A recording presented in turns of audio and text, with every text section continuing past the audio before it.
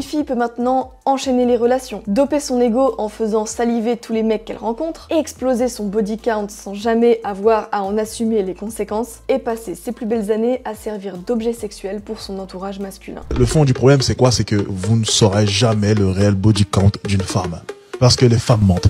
C'est la vérité qu'il faut dire, c'est le vrai kilométrage, vous ne saurez jamais. Un 6, peut-être un 60. Un 60, peut-être un 80.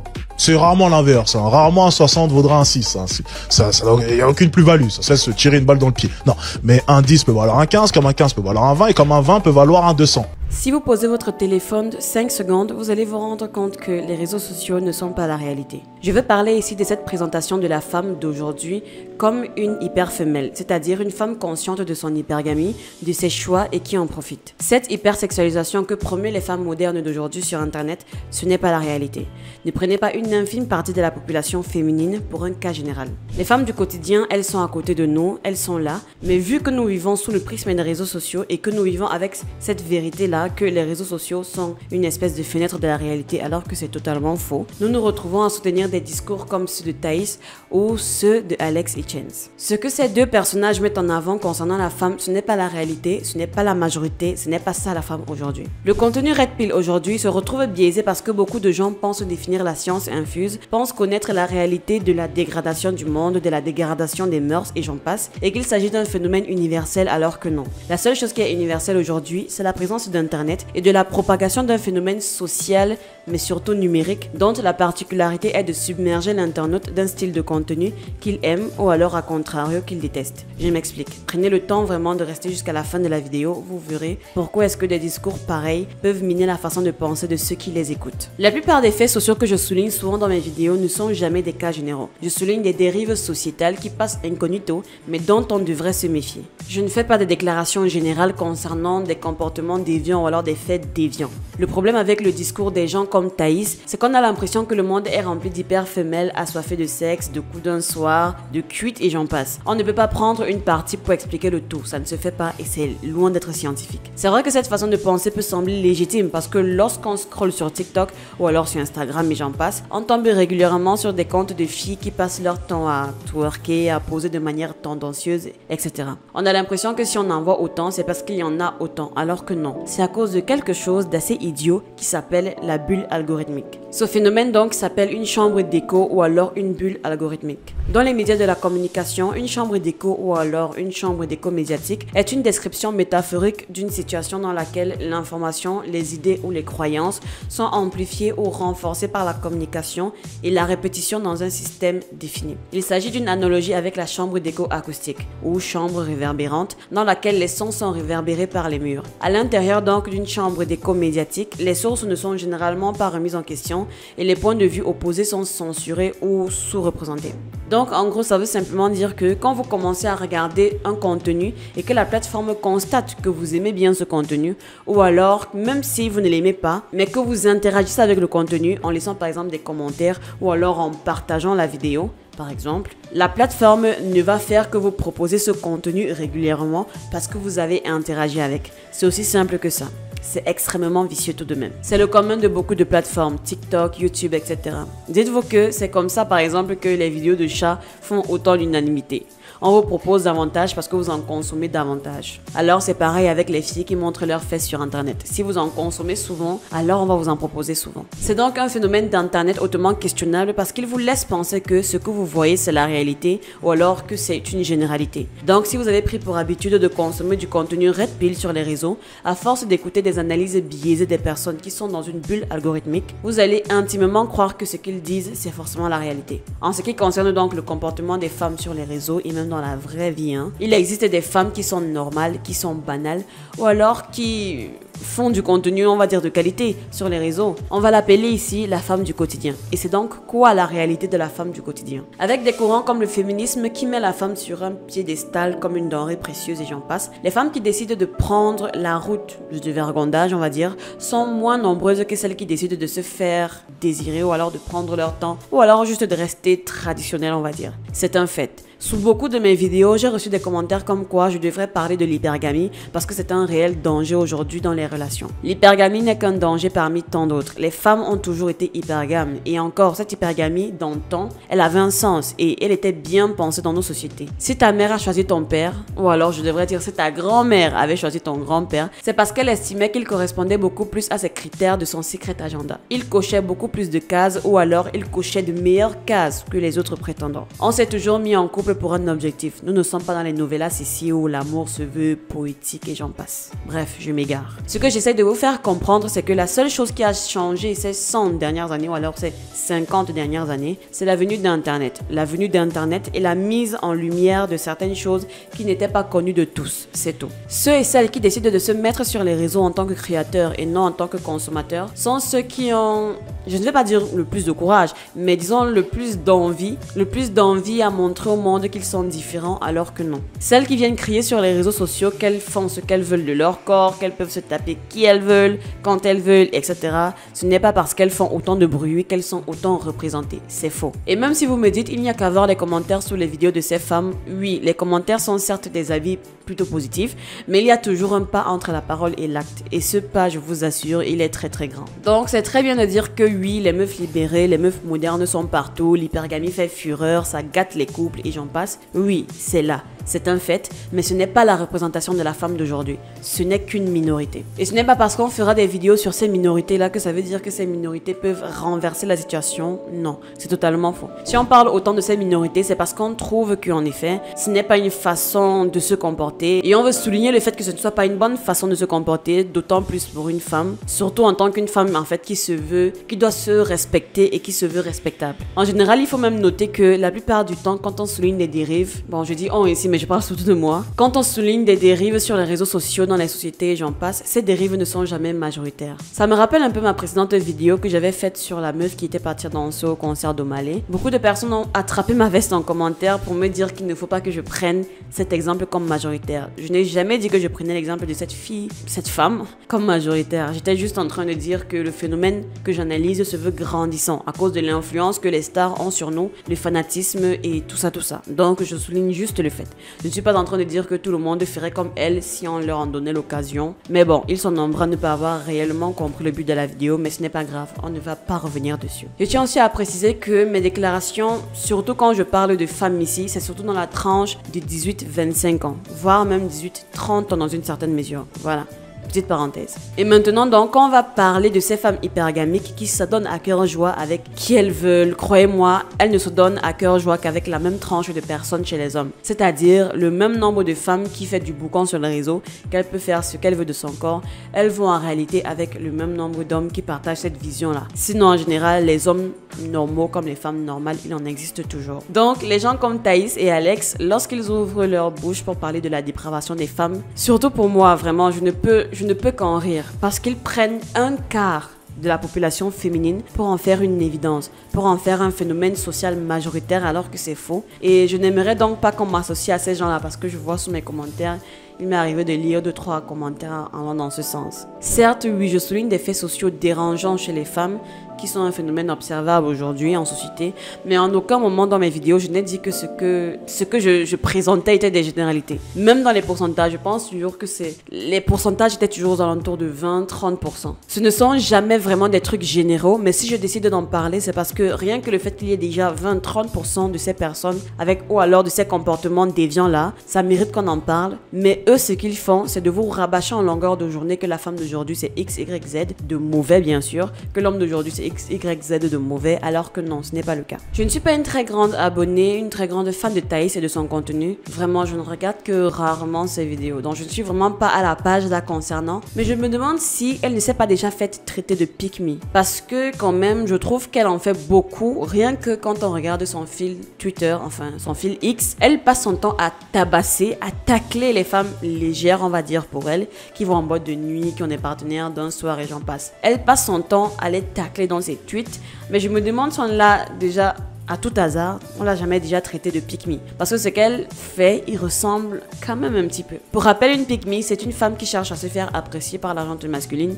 Et pour ça, elle passe par tous les moyens, surtout celui de la dévalorisation de ses concurrentes féminines. On a fait une vidéo, donc elle va s'afficher, je crois, là ou là, je sais plus. Donc pourquoi est-ce que Thaïs passe son temps à tacler autant les femmes qui sont libérées, différentes et j'en passe? C'est pour dire quoi? Qu'elle n'est pas comme ça, qu'elle est mariable, qu'elle est traditionnelle, qu'elle est soumise, etc. Je ne suis pas, comme je disais, très fan de son contenu, mais si quelqu'un a des infos sur Thaïs, vraiment dites-le moi en commentaire. J'aimerais savoir si elle est mariée, si elle est en couple, parce qu'elle est dans une situation relationnelle stable, parce qu'elle parle beaucoup des choses que les femmes devraient faire, mais je ne sais pas trop si elle représente vraiment cet agenda-là ou ce calendrier-là. Une femme traditionnelle, comme elle en parle souvent, n'est pas censée être sur les réseaux sociaux. Je ne sais plus trop qui l'avait dit, mais je pense que c'était l'observateur.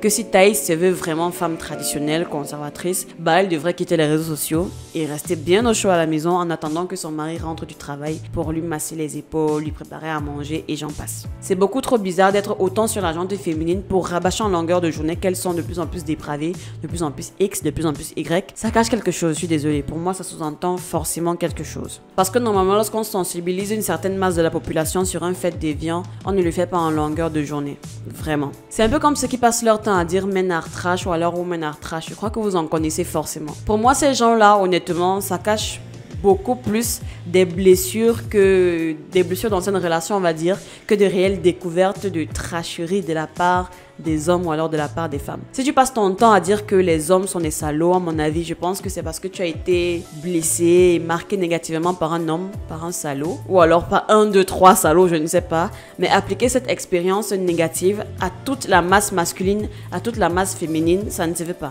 C'est très bas comme méthode de pensée. Ce n'est pas encourageable en fait.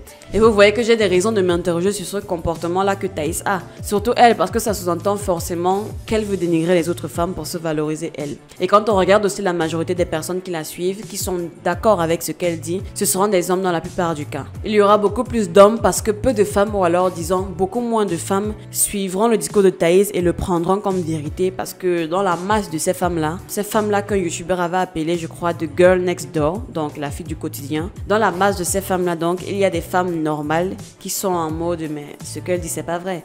Ou alors, ce qu'elle dit, je ne pense vraiment pas que ce soit aussi fréquent. Je pense que tout le monde a déjà eu ce genre d'amie qui, lorsqu'elle veut parler d'elle, voudra toujours se comparer avec une autre amie à elle, une autre connaissance féminine à elle, qui n'a pas les mêmes valeurs, elle, qui est moins bien qu'elle. Ce genre de copine en mode « ouais, moi je ne fais pas ça, je ne fais pas X, je ne fais pas Y, je ne suis pas comme telle qui fait X, Y, Z. Vous voyez, mon amie, elle adore trop sortir, aller en boîte de nuit. Moi, je lui ai déjà dit que c'est pas une bonne chose, mais elle continue d'y aller, etc., etc. » Vous voyez, ce genre de copine-là, c'est vraiment comme ça que je vois Thaïs. Et les personnes qu'elle va rallier sur son discours seront les hommes, surtout ceux, bien sûr, qui seront dans la team Women Are Trash. Et de l'autre côté, les femmes du quotidien, mais qui seront toujours un petit peu dans le jugement, on va dire. Vous voyez le genre de femmes qui ne sont pas forcément des pick-me, mais juste qui ne sont pas très fans de ce genre de comportement féminin là. Et j'avais également fait un constat sur ma chaîne, c'est que je me rappelle mes premières vidéos, vraiment, elles étaient axées sur les comportements déviants que les femmes ont. Et je me rappelle que je recevais énormément de commentaires des hommes. Et c'est vrai, il y a beaucoup d'hommes sur ma chaîne par rapport aux femmes, ce qui est très dommage. Parce que je fais surtout ces vidéos pour les femmes, pour que les femmes les regardent. Mais malheureusement, ce sont les hommes qui sont là plus régulièrement. Bon, pas malheureusement, je suis contente qu'il y ait des hommes. Honnêtement, les gars, je suis très content que vous soyez là. Mais j'aurais aimé aussi qu'il y ait plus de femmes. Donc, dans mes débuts, je recevais des commentaires des hommes qui disaient que ça leur faisait plaisir de voir une femme être différente, de parler les choses, de dénoncer en fait ces comportements dérangeants que les femmes ont. Donc, en fait, mon public était clairement à la recherche de cette dénonciation-là, ce que je comprends d'ailleurs. Mais il faudrait savoir que je ne pourrais pas passer mon temps à noircir une partie de la population. Donc, oui, on va parler des faits sociaux dérangeants, mais on ne va pas s'acharner sur une couche infime et particulière de la société pour créer, je ne sais pas moi, le buzz, la popularité, non. Je pense l'avoir dit dans ma vidéo, j'expliquais à la personne qui m'avait traité de pick-me que je me porterais toujours garant d'être dans l'impartialité en fait. Quand un homme fera quelque chose de bien, je le dirai. Quand un homme fera quelque chose de mauvais, je le dirai. Pareil pour une femme. Je pense que jusqu'à présent, sur ma ligne éditoriale, je n'ai pas encore dérogé à cela. Le cas d'Alex Hitchens, pour lui, Je pense que c'est un petit peu plus compliqué que ça. Parce qu'à ce qu'il paraît, c'est un coach en charisme qui veut apprendre aux hommes à devenir des hommes, des bonhommes, des hommes alpha, à imposer le respect, à se faire entendre et j'en passe. Seulement, je pense que la ligne éditoriale qu'il a choisi de prendre, elle est franchement très musclée, je dirais. Et c'est compréhensible vu que c'est ce qui a le vent en poupe en ce moment. Les conseils de motivation où on passe son temps à dénigrer l'homme pour lui faire comprendre qu'il est une merde et en tant que petit merdeux, il doit se sortir de la merde dans laquelle il est pour devenir un vrai bonhomme et j'en passe. Et lorsque lui, Alex, décide donc d'aborder le sujet des femmes, il aura toujours une méthode de faire particulièrement amusante pour moi. Quand je l'entends parler, j'entends surtout parler, je ne sais pas si vous le connaissez, c'est un youtubeur qui s'appelle L'Observateur. Bon, je ne pense pas qu'il soit youtubeur dans la vraie vie, mais bon, sa chaîne YouTube s'appelle L'Observateur. C'est chez lui que j'entends vraiment à répétition que le fait qu'une femme ait déjà dépassé l'âge de 27 ans, oui, 27 ans, pour lui, ce sont des femmes qui sont déjà en voie de péremption. J'ai été choquée d'apprendre ça. Aux dernières nouvelles, je pense qu'une femme peut accoucher jusqu'à ses 40 ans, voire même plus. Mais maintenant, dire qu'une femme de 27 ans, elle est déjà périmée, c'est fort, c'est très fort. Et pour moi, dans une certaine mesure, je pense que ça encourage une certaine culture très malsaine où on va se mettre à chasser des filles dans la tranche d'âge de 17, 22, 23, 24, voire même 16, 15, 22, 23, 24. Et ça, peu importe l'âge de l'homme. Et c'est très malsain. C'est extrêmement malsain. Si vous avez plus de 25 ans, s'il vous plaît, cherchez les filles majeures comme vous. Et si vous êtes mineur, bon, si vous voulez chercher des filles aussi mineures, mais évitez de faire dans l'illégalité. Parce que plus tard, on pourra vous reprocher d'avoir commis des atrocités. Donc, je dis ça, je dis rien. Je disais donc que sa manière de parler, de traiter les femmes dépérimées après l'âge de 30 ans, c'est une espèce d'inspiration d'un style de pensée, mais la manière dont il le fait avec encore plus de brutalité et encore plus de véhémence. Mais de toute façon, cette méthode de faire, je pense qu'il le fait beaucoup plus pour faire parler de lui. Il le fait pour la popularité. Vous allez me dire, oui, mais quelle popularité? Et vu que quand on regarde sous ses vidéos TikTok, il y a beaucoup plus de gens qui sont contre lui qu'avec lui. Mais sachez que tout buzz est un buzz. Un bad buzz, ça reste du buzz. Et quand tu fais du buzz, tu es visible. Et quand tu es visible, tu peux vendre quelque chose. Et c'est ce qu'il fait. Il vend des choses, il vend des formations.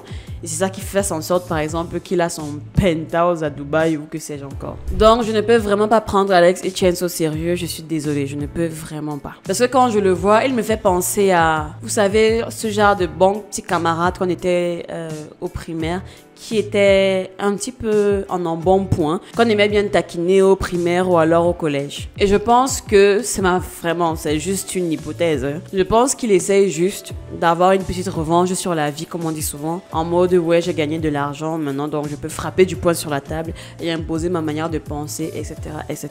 Lui là vraiment, je sens juste que c'était quelqu'un qui a tout fait pour briser ses complexes qu'il avait et pour s'affirmer. Voilà, c'est tout ce que je pense de lui. Maintenant, ce qui est donc dangereux avec des discours comme celui de Thaïs, de l'autre côté ceux d'Alex, c'est que ces gens-là ne cherchent pas à dire la vérité. Ils ne cherchent même pas à vous aider en faisant ce qu'ils font. Ils veulent uniquement faire passer leur idéologie, leur méthode de pensée, comme la manière de penser à avoir. L'idéologie comme quoi aujourd'hui les femmes modernes sont de moins en moins sérieuses et donc de plus en plus dépravées. Et donc de plus en plus dépravées sexuellement. Et je pense d'ailleurs qu'il y a un terme qu'ils utilisent souvent beaucoup dans leurs vidéos. D'ailleurs, je voulais même parler de cette thématique-là. Il s'agit du body count. Je pense que ces gens-là ne peuvent pas passer une vidéo sans parler du body count des femmes. Et d'ailleurs, si je ne me trompe pas, c'est le principal argument qu'ils mettent sur la table pour illustrer cette dépravation qui gangrène aujourd'hui la manière de penser et d'agir des femmes d'aujourd'hui. Et Thaïs pousse même encore le bouchon plus loin dans ses explications en disant que c'est à cause du body count que les femmes d'aujourd'hui sont de moins en moins attachées lorsqu'elles entament des relations. Selon elle, le body count serait la source de ces détachements-là. Je précise selon elle parce que jusqu'à présent, je ne suis pas sûre qu'il y ait une étude scientifique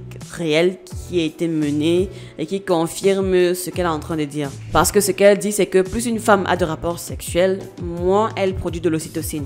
Oui, je crois. Et l'ocytocine est l'hormone qui crée l'attachement lorsqu'on est dans une relation qui nous plaît en fait. Donc, plus on couchera avec des mecs, moins on aurait d'ocytocine. Et donc, moins on serait capable de s'attacher longtemps à un homme. Si quelqu'un peut me trouver un article qui en parle, vraiment un article réel, hein, pas un article de blogueur, blogueuse à 2 balles, vraiment un article réel, qu'il mette le lien de l'article en commentaire, ça va beaucoup m'aider. Le body count, en effet, il est réel, il est problématique, mais il n'est en aucun cas la source des malheurs de la société en ce qui concerne les relations hommes-femmes. Et justement, comme je le disais, ces gens-là ne sont pas sous le prisme de la réalité. Tout ce qu'ils veulent, c'est susciter chez vous le choc, l'effroi, pour alerter en fait les hommes sur l'avalanche de femmes non sérieuses qui pilulent dehors. Ce n'est absolument pas une manière de traiter les rapports hommes-femmes. Vraiment, ce n'est même pas scientifique. C'est très biaisé et c'est trop orienté négatif. Et c'est cette culture de la négativité qui fait en sorte qu'on se retrouve énormément aujourd'hui avec des gens qui tiennent des propos négatifs envers les femmes, négatifs envers les hommes. Et ce sont ces discours qui contribuent à alimenter la guerre entre les deux sexes. Vous vous doutez bien que si un mec passe son temps à écouter du contenu comme ceux de Thaïs, mais on est d'accord qu'il va devenir parano. Il sera écœuré, dégoûté des femmes parce qu'il ne les verra que sous le prisme de ce que Thaïs lui aura dit. Et ce que Thaïs lui aura dit, évidemment, est